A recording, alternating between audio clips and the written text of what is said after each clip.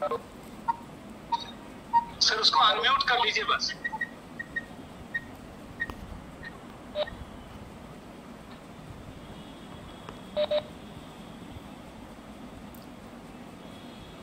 आवाज आ रही है?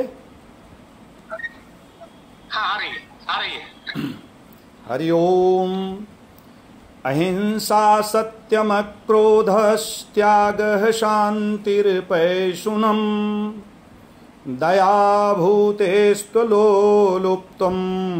मार्दोहीर्चापलम्। श्रीमद् भगवत गीता के अध्याय 16 के इस दूसरे श्लोक से मैं उस महामानव को अपनी स्मृति में लाता हूँ जहाँ श्लोक ही कहता है कि अहिंसा, सत्य भाषण, क्रोध न करना, संसार की कामना का त्याग, अंतःकरण में राग द्वेष की हलचल न होना, कोमलता होना ही श्रेष्ठ मनुष्यत्व का लक्षण है। शायद यह वही श्लोक है जो उस नीति नियंता का, जो उस देवात्मा का मार्गदर्शन किया होगा और मोहनदास से महामानव पिता, राष्ट्रपिता बनने की अथक यात्रा में सहयोगी रहा होगा। मेरा मानना है, बहुत स्पष्ट मैं कहना चाह रहा हूं कि दुख से दूर पहुंचकर गांधी सुख से मौन खड़े हो, मरते खपते इंसानों के इस भारत में तुम ही एक बड़े हो, तुम ही एक बड़े हो। मैं नमन करता हूँ 191वीं जयंती पर महात्मा गांधी का सत सत नमन है, वंदन है। और मैं नमन करता हूँ महात्मा गांधी चित्रकूट ग्रामोदय विश्वविद्यालय के सम्माननीय कुलपति जी प्रोफेसर एन.सी. गौतम जी का, जो स्वयं ऐसे आयोजनों के प्रति, जिनका विश्वविद्यालय अपने विश्वविद्यालय का ध्वज लिए हुए हो, राष्ट्रीय स्तर पर अपने को प्रतिस्थापित किए हुए हैं। मेरा नमन है राष्ट्रीय शिक्षण मंडल के प्रमुख और पंजाब सेंट्रल यूनिवर्सिटी के परम सम्माननीय vice chancellor professor R P. Tiwari ji का।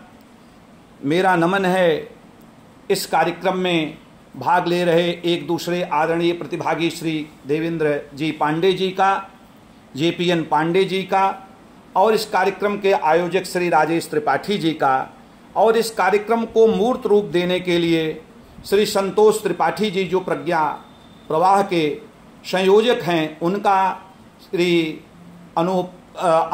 आलोक शुक्ल जी का, पारसनाथ उपाध्याय जी का, ये बहुत सारे लोग हैं। मैं सबका नमन बंदन करके अपनी मूल बात पर आता हूँ। एक बार मैं पुनः नमन करता हूँ 191वीं जयंती पर महात्मा गांधी को और शास्त्री जी को।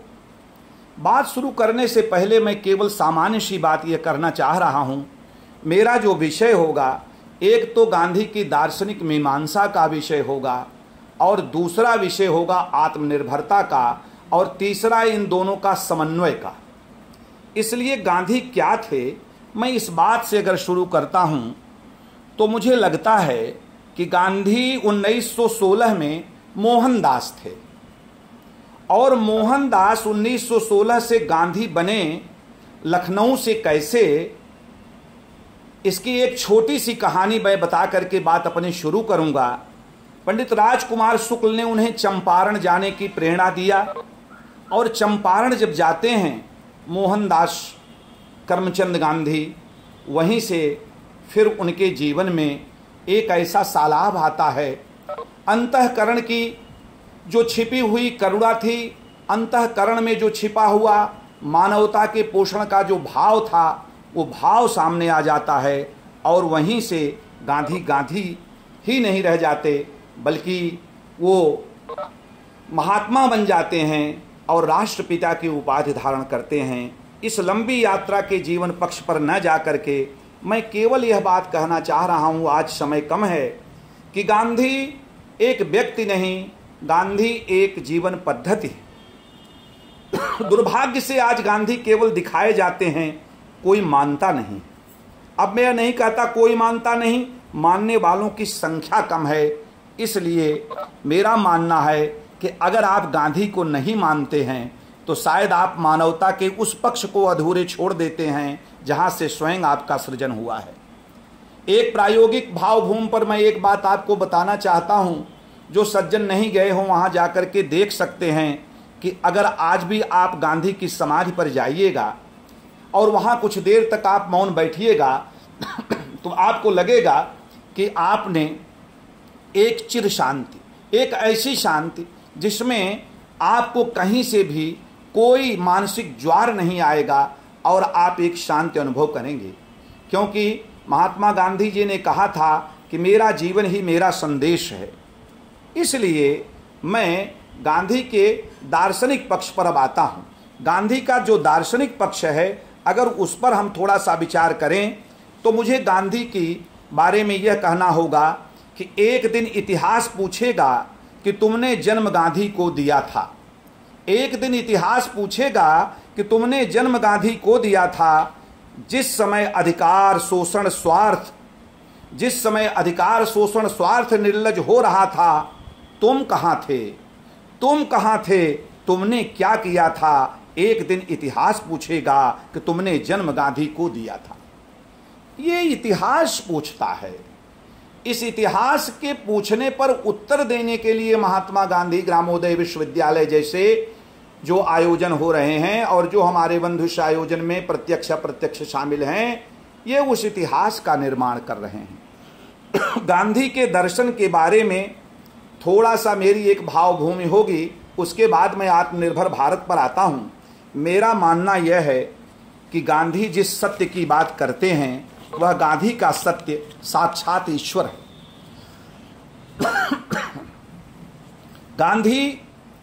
गांधी की अहिंसा जो है वो कहने को तो उसका आवरण अहिंसा है, लेकिन वह प्रेम का सकारात्मक स्वरूप है, प्रेम की सकारात्मक प्रवृत्ति है।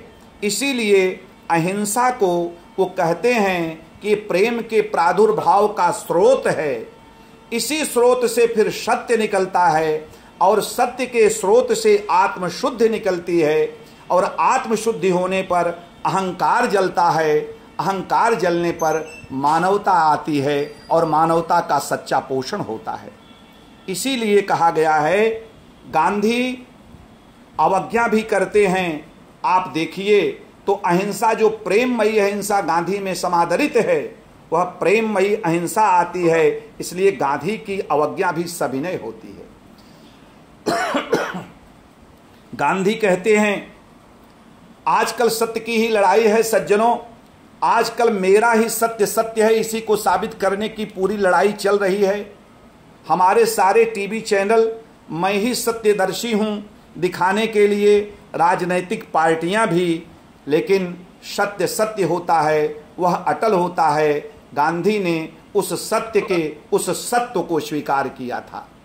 इसलिए आज भी गांधी उतना ही अटल है जितना गांधी पहले था। आज भी गांधी उतना ही रहेंगे जितना गांधी आज के 500 वर्ष बाद भी। मानवता जब चित्कारेगी, गांधी तब हुंकार भरेगा, गांधी दर्शन तब आपके जीवन में आएगा।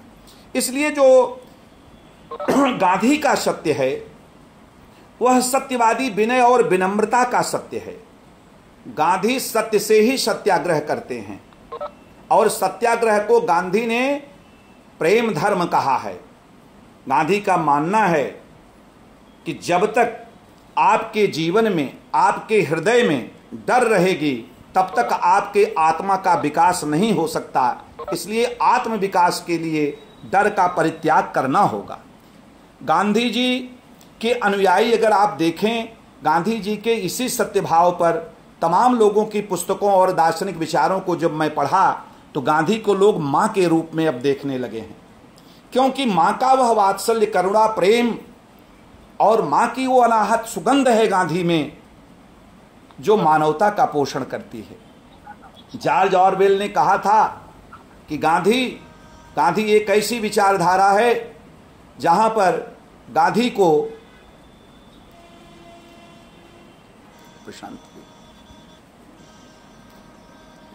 काटें, इसको काटिए, इसको काट दिए, बहुत डिस्टर्ब कर दिया, बहुत डिस्टर्बिंग आदमी है ये, चला गया। जी, शायद एक व्यवधान किसी सज्जन ने कर दिया। गांधी एक ऐसी विचारधारा है जिसकी सुगंध वर्षों वर्ष तक आती रहेगी। गांधी करुणा पर आधारित राजनीति के पोषक थे। गांधी शांतिपूर्ण सह अस्तित्व के पोषक थे। गांधी ने स्पष्ट कहा था कि मुझ में बहुत दोष थे। जब मैं कुछ अपने अवगुण की बात करता हूं तो शायद सारे अवगुण ही अवगुण मुझ में दिखाई देते हैं। इसलिए गांधी ने स्वयं महात्मा का दावा नहीं किया, लेकिन उस कृशकाय व्यक्ति के जो सुकृत्य थे उसे महात्मा बना करके ही छोड़े, क्योंकि गांधी ने अपने जीवन में नैतिकता की नींव को सत्य और अहिंसा से कूट कूट करके मजबूत किया था, जिसके कारण आज भी गांधी आंदोलन भी करते थे। तो आंदोलन में भी गांधी का व्यायाम था। 250 किलोमीटर की दांडी यात्रा कोई सामान्य यात्रा नहीं थी। इसलिए जब मैं कहता हूं कि गांधी का जो दर्शन था, गांधी कहते हैं कि आजादी का तात्पर्य क्या है।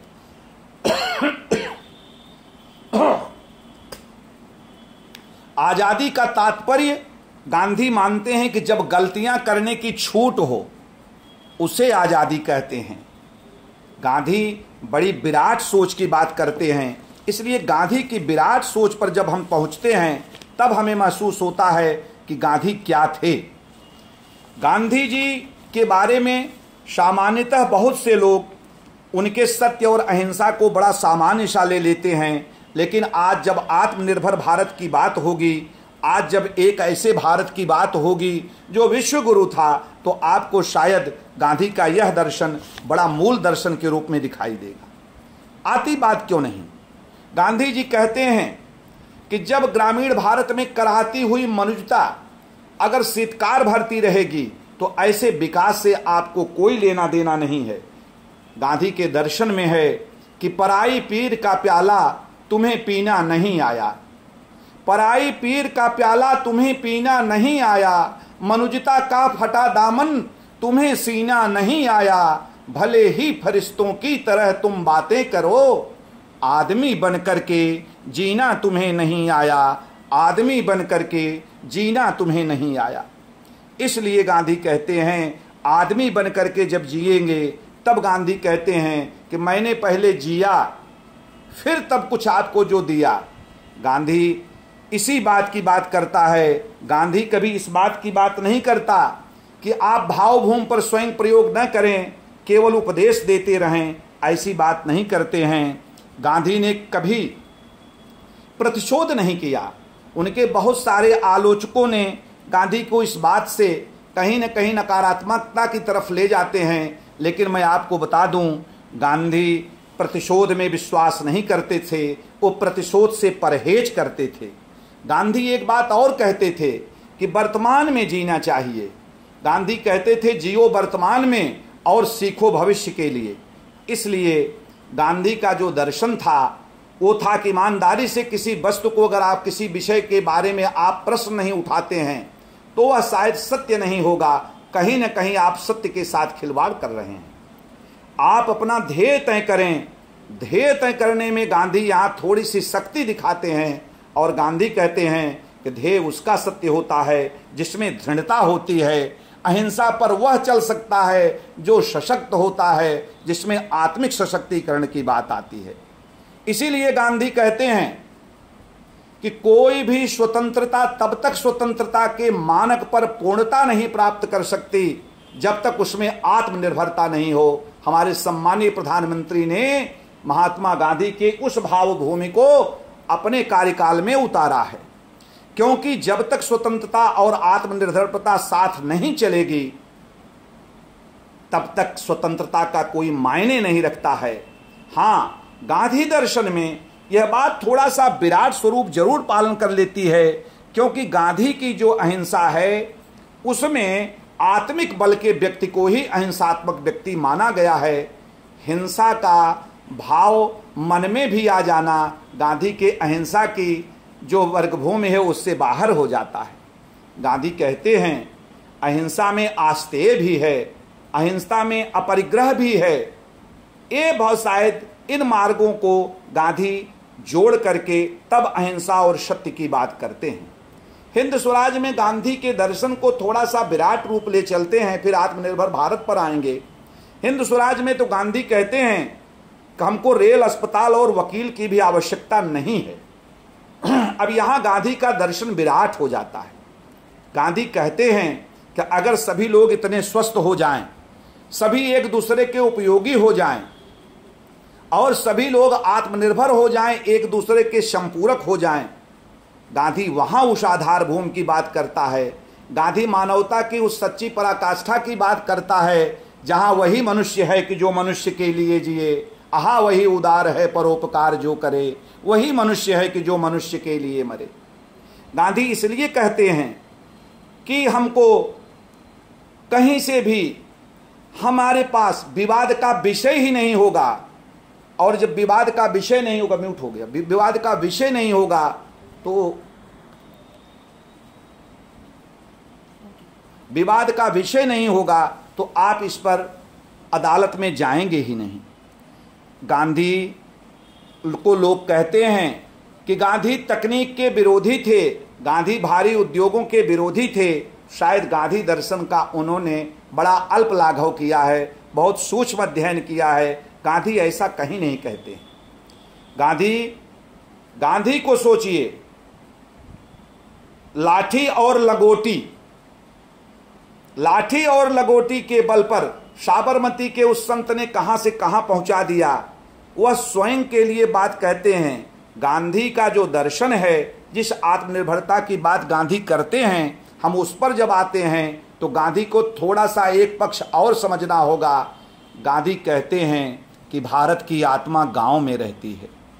आत्मा माने दिल, यानी दिल धड़कता है गांव में, तो पहले गांव को मजबूत करना होगा। आज भी 69% आबादी गांव में रहती है। अगर पूंजी की दृष्टि से देखें तो पूरे जीडीपी में बहुत कम योगदान रह गया है, कृषि का मात्र 14% योगदान रह गया है। ऐसे में गांधी बड़े सकारात्मक भाव से सामने आते हैं। गांधी कहते हैं कि जो वाइब्रेंट डेमोग्राफी की बात गांधी करते हैं, उसमें उस डेमोग्राफी में गांधी उस समय भी कहते थे, गांधी को लोग कहते हैं कि गांधी वर्ण व्यवस्था के समर्थक थे। ऐसा नहीं है। गांधी भारत के उस ग्राम स्वराज की, भारत के उस समता समानता की दृष्टि की, भारत के उस आत्मिक दृष्टि की, भारत की उस मानवता की दृष्टि से जहां जाति धर्म के आधार पर कोई बंटवारा नहीं हो, गांधी उस दृष्टि के समर्थक थे। इसलिए गांधी को बारे में एक दिन लिखा है रामधारी सिंह दिनकर ने कि गांधी तूफान के पिता और बाजों के बाज थे, क्योंकि वे नीरवता की आवाज थे। गांधी उस असहाय, मजलूम, आधारहीन व्यक्ति की आवाज थे। उसकी आवाज बन करके समता समानता की शुरुआत गांधी जी जॉन रस्किन के आप अनटू द लास्ट से लेकर गोखले की यात्रा से लेकर के देखेंगे तो गांधी का जो अंत्योदय है उसका इतना विराट स्वरूप आपके सामने आएगा। तब आपको पता चलेगा कि गांधी के बारे में जो रामधारी सिंह दिनकर ने लिखा कि गांधी नीरवता की आवाज थे, वो नीरवता की आवाज थी। इसीलिए गांधी का जो दर्शन है वो कोई सामान्य दर्शन नहीं है, वो जन जन में का दर्शन है, ग्रामीण भारत का दर्शन है, कराहती हुई मनुष्यता का दर्शन है। गांधी दर्शन कभी मर नहीं सकता है। अब मैं थोड़ा सा दूसरे पक्ष पर आता हूं। इस पक्ष की एक बात और मैं कहता हूं, बहुत से लोग आज भारत में 7 लाख से ज़्यादा संप्रदायों के माध्यम से लोग समाज प्रेरणा की शिक्षा दे रहे हैं, लेकिन गांधी क्या कहते हैं? गांधी कहते हैं कि वैष्णव जन तो तेते कहिए, वैष्णव जन तो तेने कहिए, जो पीर पर आई जाने रे, जो पीर पर आई जाने रे। गांधी उस दर्शन की बात कहते हैं। अब उस दर्शन में गांधी की जो आत्मनिर्भरता है और भारत की जो परिस्थितियां हैं उस परिस्थिति में हमको गांधी को जोड़ना होगा। गांधी के दर्शन का जो भाव है उसमें कहीं से भी आज के हमारे पोस्ट मॉडर्निज्म के जो चिंतक हैं, गांधी कहीं भी वैश्वीकरण का बहिष्करण नहीं करते हैं। गांधी जी आत्मचेतना की बात करते हैं। गांधी जी सर्वे भवन्तु सुखिनः सर्वे सन्तु निरामया सर्वे भद्राणि पश्यन्तु मां कश्चित् दुःख भाग भवेत् की बात करते हैं। गांधी के आत्मनिर्भरता का जो दर्शन है सज्जनों, उसमें सेल्फ सेंटर्ड की बात की एक सीमा बनाई गई है। स्वयं अनुभूति और स्वयं के उपभोग की बात की एक सीमा बनाई गई है। गांधी को लोग कहते हैं कि गांधी वैश्वीकरण की बात नहीं करते। गांधी तो भगवान के बाद वह विराट पुरुष है जिसमें सारी दुनिया समाहित है। दुनिया के 200 से ज्यादा विश्वविद्यालयों में गांधी दर्शन पढ़ाया जाता है। गांधी कहते हैं कि रहे न भूखा कोई तो तुमसे भी न खाया जाए। अगर कोई भूखा हो तो आपसे भी न खाया जाए। शायद गांधी के उस दर्शन में आत्मनिर्भर भारत को तलाशना होगा। आत्मनिर्भर भारत में गांधी स्पष्ट कहते हैं कि तकनीक को लोकोपयोगी बना करके अपनाना चाहिए। गांधी ये कहीं नहीं कहते कि तकनीक नहीं होनी चाहिए। गांधी कहते हैं उसको लोकोपयोगी और जनोपयोगी होना चाहिए। उसका लाभ व्यक्ति विशेष या केंद्रित नहीं होना चाहिए। गांधी के आत्मनिर्भर भारत के अगर एक एक पक्ष की बात मैं करता हूं, गांधी के जिस स्वराज की बात करता हूं, उस स्वराज में जिसमें व्यक्ति को आज़ादी हो गलती करने की, जिसमें व्यक्ति को आज़ादी हो कार्य करने की, गांधी के वह स्वराज की बात है। गांधी स्वदेशी की बात करते हैं। गांधी चरखा काटते थे। सूत काटने का काम गांधी ने एक अभिनव प्रयोग किया और गांधी ने यह कहा कि जीवन में आपको जब तक स्वयमेव प्रयोग की भावभूमि पर, कर्तव्य की भावभूमि पर अपना प्राणोत्सर्ग नहीं करोगे, अपना जीवन नहीं लाओगे, तब तक दूसरों के लिए उपदेशक नहीं बन सकते हो। गांधी हमारे उपनिषद की उस चरय वेद भी थे। तमाम प्रकार की आशंकाओं के बाद, परिस्थितियों के बाद, आंदोलनों के बाद गांधी कभी विराम नहीं लिया। गांधी ने कभी विश्राम नहीं लिया, क्योंकि गांधी के अंदर एक सात्विक दृष्टि थी। इसलिए आत्मनिर्भर भारत के सजोने वालों से मेरा निवेदन है, जो कुछ मेरा भी योगदान हो सकेगा, इसमें विजन अगर आपका साफ नहीं है, दृष्टि अगर आपकी अच्छी नहीं है, आपकी दृष्टि में परोपकाराय सताम विभूतयः नहीं है, आपकी दृष्टि में बिलखती हुई उस मानवता का करुण क्रंदन नहीं सुनाई देता, तो कितना भी विकसित भारत हो जाए, यहाँ 95% पूंजी 5% लोगों के पास है। हम विकास के लंबे पैमाने फोर्ब्स पत्रिका में आ सकते हैं, लेकिन निरीह जनता के करुण कातर उस मानवता का जो इंडेक्स है वह हमारा गिरता जाएगा। गांधी उस इंडेक्स को गिरने नहीं देता। गांधी उस इंडेक्स को गिरने नहीं देता। गांधी स्वदेशी की बात करते हैं, लेकिन गांधी के स्वदेशी में सबका जुड़ाव हो, सारे लोग जुड़े हों, गांधी उस स्वदेशी की बात करते हैं। गांधी उस ग्राम स्वराज की बात करते हैं, जिस ग्राम स्वराज में आज एमएसएमई के लिए 20 लाख करोड़ रुपए दिए गए, टोटल जीडीपी का 10% खर्चा किया जा रहा है। गांधी के उस दर्शन के 5 दशक पुरानी कही हुई बात को, 7 दशक पुरानी कही हुई बात को आज गांधी की भावभूमि पर हम उतार करके ही देश को बचा पा रहे हैं। इसलिए गांधी की जो स्वायत्तता है उसकी भी सीमा है। गांधी ने स्पष्ट कहा था, आप जानते हैं कि सिद्धांत के बिना राजनीति और बिना श्रम के जो मूल्य सृजन किया जाता है, उस मूल्य को गांधी कभी नहीं मानते। गांधी इसलिए श्रमेव जयते की बात करते हैं। आज एक और महामानव का जन्म दिवस है, कल अभी था, जिसने भी जय जवान और जय किसान का नारा दिया। शायद उनके मन में भी वही दर्शन था जो ग्रामीण स्वराज का दर्शन और ग्रामीण लोगों के प्रति अनुभूति गांधी की रही। इसलिए गांधी कहते हैं कि व्यक्ति की नीड पूरी की जा सकती है, यानी उसकी आवश्यकता पूरी की जा सकती है, उसकी ग्रीड यानी उसकी इच्छाओं को नहीं पूरा किया जा सकता। आत्मनिर्भर भारत तब बनेगा जब सबकी आवश्यकताओं की पूर्ति की जाए, उसके बाद तब सोचा जाए। आज भी देश में 35 से 40 करोड़ लोग गरीबी रेखा के नीचे जो जीवन यापन कर रहे हैं, आत्मनिर्भर भारत जो गांधी का होगा, उस आत्मनिर्भर भारत में हमें सोचना होगा। लेकिन एक बाउंड्री तय करते हैं आत्मनिर्भर भारत की। हमारे महनीय प्रोफेसर आरपी तिवारी जी, गौतम साहब, सर्व आदरणीय जन सुन रहे हैं, गांधी से जुड़े बहुत बड़े बड़े लोग सुन रहे हैं। मैं सबको प्रणाम करके एक बात कहना चाहता हूं, स्वराज की कल्पना हमारे तिलक जी भी करते हैं, गांधी जी भी करते हैं। थोड़ा सा विचारणीय प्रश्न यहां होता है, महात्मा गांधी के स्वराज में परंपराओं पर ज्यादा बल दिया गया है। कभी कभी संकीर्ण मानसिकता के लोग गांधी को वर्ण व्यवस्था का समर्थक कहते हैं, लेकिन स्वराज के मूल निहितार्थ को समझने के लिए गांधी ने जो एक व्यवस्था की बात की, उस व्यवस्था में जहां परंपराओं का सृजन हो, जहां पर आधुनिकता भी हो, लेकिन परंपराओं का हनन न होना चाहिए। जिसकी बात आज प्रधानमंत्री जी ग्लोबल बात की जाती है, ग्लोबलाइजेशन और लोकलाइजेशन की बात की जाती है, गांधी 7 दशक पहले उस बात को किया है। गांधी जी कहते हैं कि स्वराज को कृत्रिमता के साथ न स्वीकार करिए। उन्होंने एक उदाहरण दिया है कि लोग शेर को तो चाहते हैं, लेकिन शेर को पिंजरे में बांध करके रखना चाहते हैं। ऐसा नहीं हो सकता। गांधी कहते हैं कि व्यक्ति नहीं, व्यवस्था से घृणा करो। ऐसी व्यवस्थाएं जब समाप्त हो जाएंगी जो समता समानतावादी दृष्टिकोण पर खरी नहीं उतरती हैं। अब यहां पर एक बात और सोच लेना है कि आत्मनिर्भर भारत का जो विशेष तौर पर योगदान है वह प्रति व्यक्ति आय के आधार पर निर्धारित हो, न कि फोर्ब्स की सूची में आने वाले अरबपतियों की सूची से हो।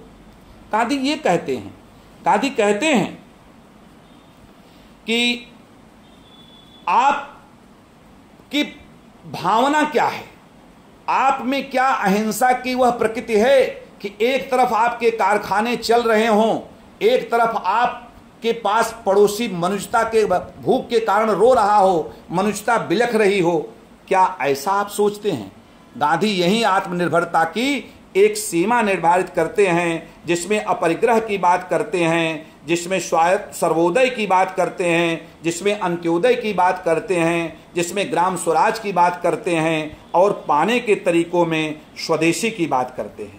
इसलिए गांधी के बारे में मैं तो एक 4S की बात करता हूं, जिसमें सत्य है, सात्विक दृष्टि है, सहनशीलता है, समता है। इसलिए गांधी के बारे में तो बहुत कुछ अध्ययन करके बहुत सारे लोग बहुत कुछ बात कहते हैं, लेकिन मैं केवल इतना कहता हूं कि आज जो सरकार की परिस्थिति चल रही है, आज आत्मनिर्भरता के लिए जो प्रश्न चल रहे हैं, उसमें मैं इतना कहना चाहता हूं, बहुत सारे लोग जो आत्म केंद्रित बात करते हैं उसे देश केंद्रित बनाइए। और बापू तो देश केंद्रित नहीं, विश्व केंद्रित की बात तैयार करते थे, और स्वयं एक इकाई मानकर वो कहते हैं कि भोजन स्वयं तैयार करो, कपड़ा स्वयं धो। भाव क्या है? अपने श्रम से मूल्य सृजन की बात जो करते हैं, सिद्धांत के बिना जो राजनीति की बात वो करते हैं, जो उनके 7 सिद्धांत हैं, उस सिद्धांत के आधार पर आत्मनिर्भर भारत की बात करते हैं। एक प्रश्न यहां मैं और कहना चाहता हूं, थोड़ा सा जो लोग हमारी बातों को सुन रहे होंगे, सूत्र वाक्य में इसे सुनेंगे, वो कहते हैं कि आत्मनिर्भरता अग्रेसित हो। आत्मनिर्भरता अग्रेसित का मतलब यह है कि सेल्फ सेंटर्ड न हो, हम अपने से, परिवार से, गांव से, देश से, पूरे विश्व की तरफ चलें। समावेशी विकास की और सतत विकास की जो परिकल्पना है, गांधी लघु कुटीर उद्योगों के माध्यम से, कृषि उद्योगों के माध्यम से, गांधी बहुत पहले इस दर्शन को अपने जीवन में अपनाने की बात करते हैं।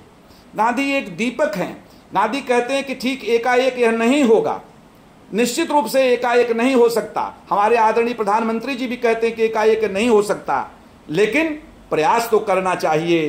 रात लंबी हो मगर सूरज को आना चाहिए। इस अंधेरे में कोई दीपक जलाना चाहिए, इस अंधेरे में कोई दीपक जलाना चाहिए। इसलिए गांधी दीपक जलाने की बात करते हैं। सज्जनों, गांधी के बारे में बहुत सारी बातें हैं, उन सारी बातों पर विचार किया जाए तो लगेगा कि आत्मनिर्भर भारत की जो योजना चल रही है, हमारे देश में शायद गांधी के उस पथ को प्रशस्त करने के लिए, उसको और पक्का करने के लिए सारी योजनाएं हमारा एमएसएमई से लेकर प्रधानमंत्री द्वारा चलाई जा रही है। आज कृषि उपज को लेकर के जो अधिनियम बनाया गया, शायद मुझे लगता है कि इस दिशा में एक और लंबा कदम होगा। इसलिए वह कृषकाय व्यक्ति जो उसका दर्शन रहा, आज के वर्तमान के भारत, आत्मनिर्भर भारत में शायद उस दर्शन का समावेशन किया जाएगा। तो मुझे लगता है कि प्रत्येक व्यक्ति कहेगा, गांधी प्रत्येक को कहता है आत्मनिर्भरता में कि कहे मुसाफिर बनो आत्मनिर्भर, नहीं कोई साथी तुम्हारा यहाँ पर। ये गांधी दर्शन का सूत्र वाक्य है कि गांधी कहता है कहे मुसाफिर बनो आत्मनिर्भर, नहीं कोई साथी तुम्हारा यहाँ पर। इसलिए जब स्वयं व्यक्ति आत्मनिर्भर बनेगा तब राष्ट्र निर्भर बनेगा। गांधी और कहते हैं भारत के बारे में कि हमारे देश में कि काम चोर मेरा मुल्क नहीं, लेकिन मेहनत पर कोई शुल्क नहीं। काम चोर मेरा मुल्क नहीं, लेकिन मेहनत पर कोई शुल्क नहीं। गांधी इस दर्शन की बात करते हैं। गांधी को समझना, गांधी के जीवन में उतरना एक सामान्य सी बात का एक पद्धति है। पहले जीवन में उतरिए, सत्य को साबित करने के लिए सत्य के आचरण करिए। जब जीवन में उतरेंगे तब गांधी उतरेगा, और जब प्रत्येक व्यक्ति तैयार हो जाएगा तब जाकर के गांधी दर्शन से आत्मनिर्भरता मिलेगी। इसलिए गांधी दर्शन तब भी था, गांधी दर्शन अब भी है। मैं इतनी बात कहूँगा कि तुम शुद्ध बुद्ध आत्मा केवल, हे चिर पुराण हे चिर नवीन, आधार अमर होगी जिस पर भावी की संस्कृत समासीन। गांधी भावी संस्कृति को, भावी इतिहास को, भावी आत्मनिर्भर भारत को, भावी भविष्य को, भावी विश्व को एक दिशा देता है। इसलिए गांधी तब भी था, गांधी अब भी है। एक बात मैं अपनी समाप्त करने के पहले कहना चाहता हूं कि गांधी को पढ़ने के लिए, गांधी की दृष्टि अगर आपके अंदर आएगी तब गांधी को पढ़िएगा। प्रयोग की भावभूमि पर अपने 24 घंटे का 1-2 घंटे जब दीजिएगा तब गांधी को पढ़िएगा, और तब आत्मनिर्भर भारत की तरफ एक सुकृत्य के रूप में प्रयास करिएगा। आपका प्रयास तब सफल होगा। दुनिया में 18% आबादी का भरण पोषण करने वाला भारत केवल 2.4% क्षेत्र अपने में समाहित किया हुआ है, और आपको जान करके आश्चर्य होगा कि 4% जनसंख्या का भरण पोषण करने वाला अमेरिका 40% ऊर्जा का अकेले दोहन करता है। गांधी दर्शन की आवश्यकता यहाँ है। गांधी के आत्मनिर्भरता में आज जो सोलर पंप लगाए जा रहे हैं, आज जो किसानों की आय दुगुनी करने के प्रयास किए जा रहे हैं, शायद गांधी की आत्मनिर्भरता की दिशा में ये उठाया गया प्रयास है। गांधी के स्वदेशी सुशासन, अंत्योदय, ग्राम स्वराज, सर्वोदय, स्वायत्तता, अपरिग्रह और सात्विक दृष्टि का वर्णन करना महीनों का काम है। ये सबके बस की बात नहीं है। मैं अपनी बात फिर कभी कहूँगा। अंतिम मैं अपनी बात यहीं से समाप्त कर रहा हूँ कि कैसा संत हमारा गांधी। सज्जनों, मेरी बात को सुनिएगा, उपसंहार है कि कैसा संत हमारा गांधी। दुनिया गोथी दुश्मन उसकी, उसका दुश्मन था जग सारा। आखिर में जब देखा साधो वह जीता, यानी गांधी जीता और जग हारा। आखिर में जब देखा साधो वह जीता जग हारा। बहुत बहुत धन्यवाद। समय कम था, अपरिहार्य मेरी परिस्थितियां थी, इसलिए मैं अपनी बात को यहीं समाप्त करता हूं। आयोजकों, प्रायोजकों और हमारे जो अन्य विद्वान अभी जिनकी भावभूमि पर मैं अनुसरण करूंगा और उसका अनुग्रहण करूंगा, मैं उस सब के प्रति आपको शुभकामना देता हूं। और उस महामानव देवात्मा जो है, जिसका नमन कल भी किया था मैंने, आज उस महामानव के प्रति श्रद्धांजलि व्यक्त करता हूँ। जय जवान जय किसान के नारे के प्रणेता हमारे लाल बहादुर शास्त्री और महात्मा गांधी 2 भावभूमि के आधार हैं। मैं दोनों को प्रणाम करके अपनी बात समाप्त करता हूँ।